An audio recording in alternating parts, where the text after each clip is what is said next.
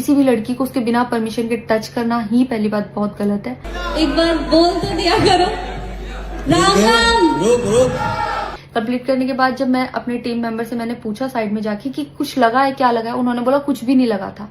Hello guys, तो social media पर एक पवन सिंह का वीडियो वायरल हो रहा है जिसमें वो एक लड़की के पीछे कुछ हरकत वगैरह करते हुए नजर आ रहे हैं। शायद वो बताने की कोशिश कर रहे हैं कि यहाँ पर कुछ लगा है, पर ये वीडियो में देखने को मिल रहा है कि अभी ये वीडियो सोशल मीडिया पर इतना तेजी से वायरल हो रहा है। वहाँ पर जो एक्टर जिनका नाम अंजलि राघव है, उनको लोग सोशल मीडिया पर कमेंट में बुरा भला कह रहे हैं, जिसके बाद उन्होंने एक वीडियो बनाकर पूरी सच्चाई बताई। देख लो पूरा वीडियो, सच्चाई क्या है। राम जी, मुझे आप लोगों से बहुत जरूरी बात करनी है क्योंकि मैं 2 दिन से बहुत ज्यादा परेशान हूँ, क्योंकि कंटिन्यू मेरे पास डीएम आ रहे हैं कि ये जो लखनऊ वाला इंसिडेंट हुआ, इसमें मैंने कुछ बोला क्यों नहीं, एक्शन क्यों नहीं लिया, थप्पड़ क्यों नहीं मारा। और कुछ लोग मुझे ही गलत समझ रहे हैं, कुछ मीम्स पे लिख रहे हैं कि ये तो हंस रही थी, मजे ले रही थी। कि पब्लिक में कोई मुझे ऐसे टच करके जाएगा उसमें मुझे खुशी होगी, मुझे मजे आएंगे। सारी बात ये थी कि जब इनका सॉन्ग के लिए मेरे पास कॉल आया तो मैंने सारी चीजें क्लियर कर ली थी कि इसमें ऐसा वैसा कॉस्ट्यूम तो नहीं है, कोई डबल मीनिंग लाइन तो नहीं है, और इसमें ऐसा वैसा सीन तो नहीं है। और मैं शूट पर गई, शूट पे सब कुछ नॉर्मल था, मुझे कोई प्रॉब्लम नहीं हुई। जब इन्होंने मुझे लखनऊ के इवेंट के लिए बोला तो मैंने हाँ बोल दिया, क्योंकि मुझे शूट पर भी कोई प्रॉब्लम नहीं हुई। और जब मैं लखनऊ में गई, मैं स्टेज पर थी, मैं पब्लिक से बात करी थी, पवन सिंह जी ने मुझे बोला कि इधर कुछ लगा हुआ है। उससे थोड़ी देर पहले ही मेरी ड्रेस वो न्यू थी, साड़ी में नीचे टैग लगा रह गया था, तो मेरे दिमाग में आया कि शायद ब्लाउज का भी टैग लटक रहा होगा। मैं हंसकर उस चीज को दबा रही थी कि अगर मेरा टैग लगा भी है तो वो चीज जिस टाइम मैं पब्लिक से माइक में बात कर रही हूँ उस टाइम ना बोल के साइड में भी बोली जा सकती है, इसलिए मैं उस चीज को उस टाइम पे दबा रही थी। मैंने हंस के टाला, अवॉइड किया और फिर दोबारा बात करने लगी।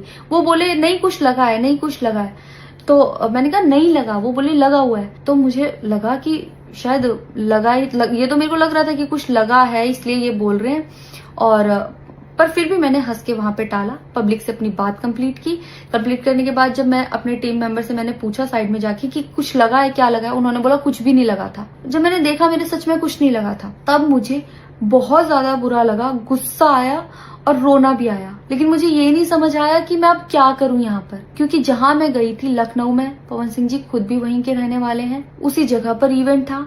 जितना वो क्राउड था वो सारा उनका फैन बेस था, उनको भगवान बोल रहे थे और भक्त बोल बोल के उनके पैरों में गिर रहे थे। वो उनका फैन बेस था, क्राउड था।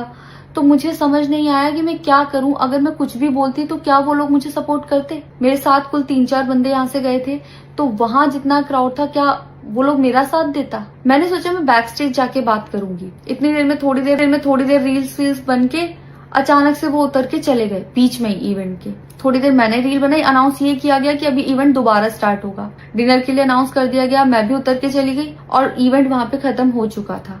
अनाउंस किया गया था सिर्फ कि दोबारा होगा।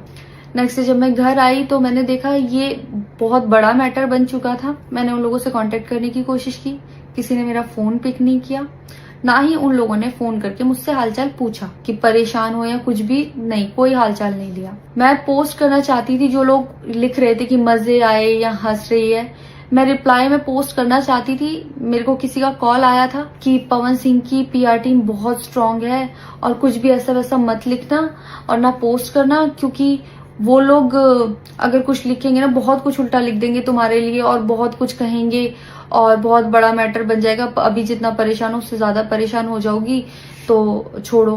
मैंने ये सोच के इस चीज को अवॉइड किया। मुझे लगा 1-2 दिन में मैटर थोड़ा ठंडा हो जाएगा, कोई बात नहीं।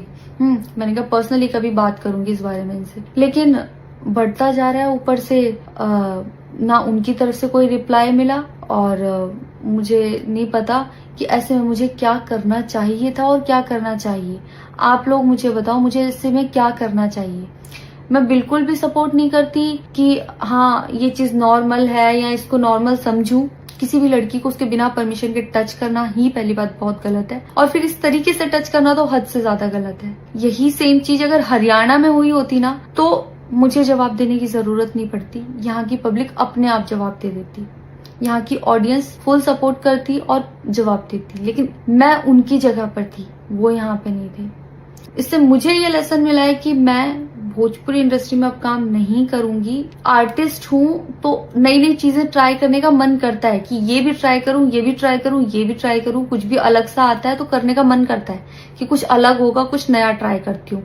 और वो भी पवन सिंह जैसे सीनियर आर्टिस्ट के साथ कोलैबोरेशन थी तो हुआ कि हाँ कर लेती हूँ। होता है अगर वो भी नहीं होते तब भी अगर कोई मेरे पास मराठी का भी प्रोजेक्ट आता तो मैं सोचती कि हाँ कुछ चेंज होगा, कुछ नया सीखने को मिलेगा, ट्राई करती हूँ। पर ये भोजपुरी में काम करने के मेरे साइड इफेक्ट थे जो मेरे साथ हुए। मैं अपने परिवार में, अपने हरियाणा में खुश हूँ।